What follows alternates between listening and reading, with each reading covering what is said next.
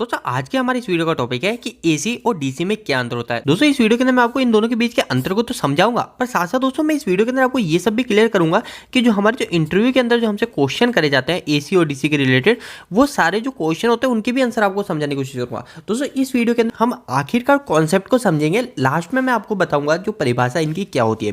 तो दोस्तों देखो, एसी और डीसी समझने के लिए आपको सिर्फ इतना पता चलना चाहिए कि एसी जो होता है, एसी के अंदर आपने एक वर्ड सुना होगा जो होता है दोस्तों फेज और एक न्यूट्रल। ठीक है, ये सुना है तो आपको यही चीज याद रखनी है कि एसी के अंदर होते हैं दोस्तों हमारे फेज न्यूट्रल और डीसी के अंदर होता है हमारे पॉजिटिव और नेगेटिव। ठीक है, प्लस और माइनस। जैसे ये डीसी है तो डीसी के अंदर हमारा प्लस और माइनस होता है, पर एसी के अंदर हमारा फेज न्यूट्रल होता है। दोस्तों एक चीज ध्यान रखिएगा, हमसे इंटरव्यू में ये क्वेश्चन भी करा जाता है कि डीसी के अंदर हमारे कितने फेज होते हैं। तो दोस्तों जैसा मैंने अभी आपको बताया कि डीसी के अंदर फेज होता ही नहीं है, फेज हमेशा ओनली फॉर एसी के अंदर होता है। डीसी के अंदर तो ओनली फॉर पॉजिटिव और नेगेटिव ही होता है, तो आप उनका ये कह सकते हो कि डीसी के अंदर कोई भी फेज नहीं होता है। अब एसी के फेज की बात करें तो एसी के अंदर आपको पता है हम 3 फेज को उपयोग लेते हैं, जो कि होता है एक आर हो जाता है, एक वाई हो जाता है और एक बी हो जाता है, और एक हो जाता है हमारा न्यूट्रल। तो दोस्तों आपको फर्स्ट ये चीज क्लियर हो गई, एसी के अंदर हमारा फेज और न्यूट्रल होता है, इससे ही आपको सारा डाउट क्लियर हो जाएगा। तो दोस्तों सेकंड चीज होती है हमारी फ्रीक्वेंसी। ठीक है, एसी और डीसी के अंदर जो अंतर बताती है वो होती है हमारी फ्रीक्वेंसी। फ्रीक्वेंसी बहुत ही सिंपल है दोस्तों। देखो सबसे पहली चीज आप ये समझिए कि हमारे इंडिया के अंदर फ्रीक्वेंसी होती है 50 हर्ट्ज। आपको ये चीज ध्यान रखनी है, इंडिया के अंदर फ्रीक्वेंसी क्या है, 50 हर्ट्ज। आपको ये रट लेना है।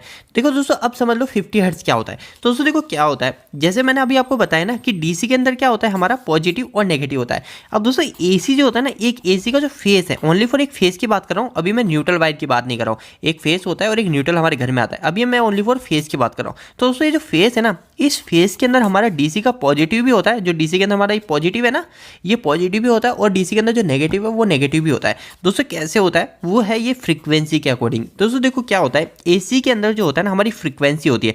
अब ये फ्रीक्वेंसी क्या होती है, जैसे हमको पता है 50 हर्ट्ज फ्रीक्वेंसी। तो दोस्तों देखो ये जो हमारा जो करंट होता है, जो हमारे जो वोल्टेज होते हैं वो ऐसे साइकिल में चल रहे होते हैं। हमको पता है कि हमारा जो वोल्टेज और करंट एक तार में से निकल रहा है, पर दोस्तों वो जो तार होता है उस तार में कुछ साइकिल चल रही होती है, जो इंजीनियरिंग लैंग्वेज में देखें तो फ्रीक्वेंसी होती है। जैसे ये हो गई फ्रीक्वेंसी। ठीक है, ये होती है हमारी फ्रीक्वेंसी। इसका मतलब क्या है दोस्तों, हमारा जो करंट है, हमारा जो एसी करंट है, इसके अंदर जो फेस वायर है, वो जो फेस वायर है, वो फेस वायर कुछ समय के लिए प्लस में भी जाता है और कुछ समय के लिए माइनस में भी होता है। तो दोस्तों इसको और आसान भाषा में समझाऊं तो दोस्तों ये हमारे सामने एक बल्ब है, जब हम इसको ऑन करते हैं, हम इसके अंदर फेस और न्यूट्रल देते हैं, तो क्या होता है, ये ग्लो होता हुआ दिखता है, कंटिन्यूसली ग्लो हो रहा है। पर दोस्तों एक्चुअल में जो रियलिटी होती है ना, उस रियलिटी के अंदर ये जो बल्ब है ना, ये कंटिन्यू ग्लो होता ही नहीं है। ये कंटिन्यू ग्लो नहीं होता है, ये 1 सेकंड के अंदर हमारा 50 बार तो ऑन हो रहा है और 50 बार ये हमारा बल्ब ऑफ हो रहा है। तो यह है दोस्तों हमारी फ्रीक्वेंसी। दोस्तों अगर आपको ये चीज रियलिटी में देखनी है कि कैसे ये हमारा बंद हो रहा है, कैसे हमारा ये चालू हो रहा है, तो दोस्तों आपको क्या करना है, आप वीएफडी लगा सकते हो। एक उपकरण आता है हमारा इलेक्ट्रिकल के अंदर वीएफडी, जिसको बोलते हैं वेरिएबल फ्रीक्वेंसी ड्राइव। इसके अंदर दोस्तों क्या कर सकते हैं हम, वेरिएबल फ्रीक्वेंसी, मतलब हम फ्रीक्वेंसी को वेरी कर सकते हैं, कम या ज्यादा कर सकते हैं। अगर दोस्तों इस वीएफडी की सहायता से हमारी जो 50 हर्ट्ज फ्रीक्वेंसी इंडिया के अंदर आती है, उस 50 हर्ट्ज को कन्वर्ट कर दूंगा 5 हर्ट्ज के अंदर या फिर 1 हर्ट्ज के अंदर, किसी में भी कन्वर्ट कर सकता हूँ, वो हमारी वीएफडी में हम कर सकते हैं। तो 1 हर्ट्ज पे कर दी तो हमको ये जो बल्ब है ना, ये 1 सेकंड में एक बार बंद चालू होता हुआ दिखेगा। अगर मैंने इसको 40 हर्ट्ज कर दी तो ये 1 सेकंड में 40 बार बंद चालू होता है। तो दोस्तों फ्रीक्वेंसी आप समझ गए, फ्रीक्वेंसी क्या होता है। अगर आप अपने घर में अगर 1 हर्ट्ज की सप्लाई है, 1 हर्ट्ज की सप्लाई है, 1 हर्ट्ज की सप्लाई का मतलब 1 सेकंड के अंदर हमारा ये साइकिल बन रही है, एक बार पॉजिटिव और एक बार नेगेटिव, एक फेज के अंदर। पर दोस्तों अगर इंडिया के अंदर अभी पता है आपको 50 हर्ट्ज फ्रीक्वेंसी चलती है, तो इसका मतलब ये 1 साइकिल हो गई, ऐसी दोस्तों ये 2 साइकिल, ऐसी दोस्तों ये 3 साइकिल, ऐसी ही दोस्तों 50 साइकिल हमारी 1 सेकंड में एक फेज में से निकलती है। तो दोस्तों अब आपको यही चीज याद रखनी है, हमारा जो एसी होता है, एसी के अंदर हमारी फ्रीक्वेंसी होती है, जबकि डीसी के अंदर फ्रीक्वेंसी नहीं होती है। ठीक है, ये चीज ध्यान रखना है। आपसे इंटरव्यू में ये भी पूछ लेता है कि डीसी के अंदर कितनी फ्रीक्वेंसी होती है, तो दोस्तों ये चीज ध्यान रखनी है। इसमें आपको बोलना है डीसी के अंदर फ्रीक्वेंसी तो होती ही नहीं है, आपको ऐसे नहीं बोलना 0 फ्रीक्वेंसी, आप तो ये बोलिए डीसी के अंदर फ्रीक्वेंसी नहीं होती। अब दोस्तों देखो फ्रीक्वेंसी की बात है, तो फ्रीक्वेंसी से एक और चीज होती है, वो होती है दोस्तों पावर फैक्टर। ये पावर फैक्टर क्या है, तो दोस्तों पावर फैक्टर, अगर आप इलेक्ट्रिकल में काम कर रहे हैं या फिर इलेक्ट्रिकल की पढ़ाई कर रहे हैं, तो आपको पता है पावर फैक्टर एक बहुत जरूरी टास्क है। ठीक है, पावर फैक्टर के बदौलत ही हमारा बिजली का बिल है थोड़ा कम हो जाता है। जैसे हमारा कोई 3 फेज का मीटर है, और 3 फेज के मीटर के अंदर हमारा बिल आ रहा है, तो अगर हमने थोड़ा पावर फैक्टर अच्छा कर रखा है ना, तो हमारा पावर फैक्टर अच्छा करने के कारण हमारा जो बिल है वो बिल कम आएगा। और दोस्तों हमारे जो घर है, इस घर के अंदर जो हमारे फेस मीटर आ रहे हैं, उस मीटर के ऊपर भी हमको पावर फैक्टर दिखाता है, और अगर हमने वहां से पावर फैक्टर को अच्छा कर दिया ना, तो पावर फैक्टर अच्छा करने के कारण हमारे बिजली का बिल भी कम आएगा हमारे घर का। तो दोस्तों पावर फैक्टर बहुत जरूरी है। तो दोस्तों डीसी के अंदर जो होता है ना पावर फैक्टर होता ही नहीं है, ठीक है। डीसी के अंदर पावर फैक्टर हमेशा 1 होता है, यूनिटी होता है, ठीक है। यूनिटी होता है दोस्तों हमारा पावर फैक्टर सबसे अच्छा पावर फैक्टर है।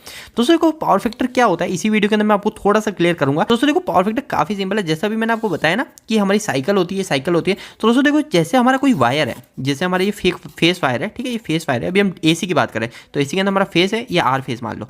तो ये जो फेस वायर है ना, इस फेस वायर के अंदर जो आपको पता है ये फेस वायर है, इसके अंदर करंट भी जा रहा है और वोल्टेज भी जा रहा है, ठीक है। करंट और वोल्टेज दोनों जाते हैं। तो दोस्तों वो जो करंट और वोल्टेज है ना, इनकी खुद की दोनों की अलग अलग वेवफॉर्म होती है। ये जो वेवफॉर्म है ना, इसको बोलते हैं दोस्तों वेवफॉर्म। तो ये जो वेवफॉर्म होती है दोनों की अलग अलग होती है। तो दोस्तों जैसे मान लो ये मैंने 2 हर्ट्ज बना दिया है ना, ये 2 हर्ट्ज हो गए 1 और 2।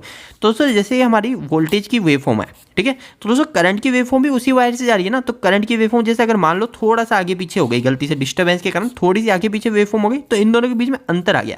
तो दोस्तों ये दोनों के बीच में जो अंतर है ना, यही होता है हमारा पावर फैक्टर। और ये पावर फैक्टर हमारे डीसी के अंदर होता ही नहीं है। क्यों नहीं होता डीसी के अंदर पावर फैक्टर? क्योंकि डीसी के अंदर तो वेवफॉर्म ही नहीं होती ना। तो मैंने यही चीज आपको समझाई कि डीसी के अंदर तो फ्रीक्वेंसी होती ही नहीं है, इस कारण से डीसी के अंदर पावर फैक्टर भी नहीं होता है। एसी के अंदर हमारा पावर फैक्टर की प्रॉब्लम आती है, क्योंकि जो वेवफॉर्म होती है वो वोल्टेज और करंट के आगे पीछे हो जाती है। तो दोस्तों वो होता है हमारा पावर फैक्टर। इसके अलावा दोस्तों डीसी को हम उत्पन्न कैसे करते हैं वो भी मैं आपको बता देता हूँ। तो डीसी को उत्पन्न करने के लिए आपको पता है दोस्तों डीसी जनरेटर आते हैं, डीसी जनरेटर, ठीक है। दोस्तों डीसी डायरेक्ट उत्पन्न भी होती है, आपको पता है डीसी को हम एसी से कन्वर्ट करते हैं, एसी से हम डीसी में कन्वर्ट करते हैं। कैसे करते हैं? हम डायोड का इस्तेमाल करती है, डायोड का इस्तेमाल करके। आपने सुना होगा रेक्टिफायर सर्किट बनाते हैं डायोड के इस्तेमाल से और हमारा एसी से डीसी में कन्वर्ट कर देते हैं। पर दोस्तों हमारी डीसी भी डायरेक्ट बनती है। आपको पता है हमारे सोलर पैनल होता है, वो सोलर पैनल क्या करते हैं? वो सोलर पैनल हमको डायरेक्ट डीसी सप्लाई देते हैं। इसके अलावा दोस्तों हमारे डीसी जनरेटर भी होते हैं, जो डीसी जनरेटर क्या करते हैं? हमको डायरेक्ट डीसी सप्लाई देते हैं। और दोस्तों एसी आपको पता है एसी हमारे जनरेटर से बनती है, अल्टरनेटर होता है, वो अल्टरनेटर हमको एसी सप्लाई देता है, एसी करंट देता है।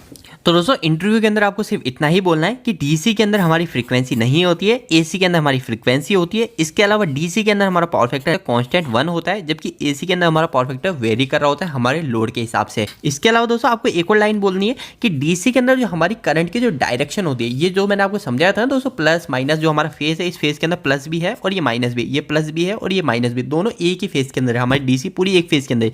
तो ये जो डायरेक्शन है, ये डायरेक्शन डीसी के अंदर सेम चल रही होती है, चेंज नहीं हो रही थी। जबकि एसी होती है, इस एसी के अंदर होती है हमारी डायरेक्शन चेंज।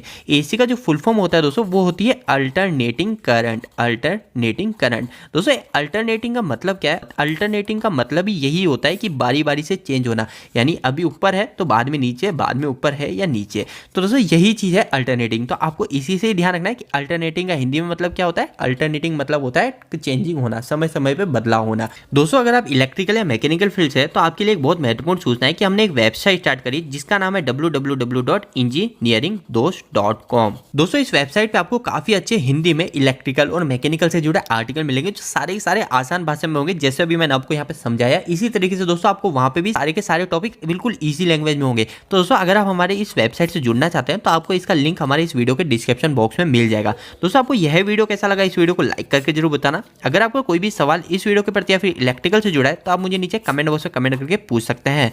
इलेक्ट्रिकल की वीडियो अगर आप हिंदी में देखना पसंद करते हैं, आज ही हमारे चैनल को सब्सक्राइब कर लीजिए। आज के लिए इतना ही, धन्यवाद।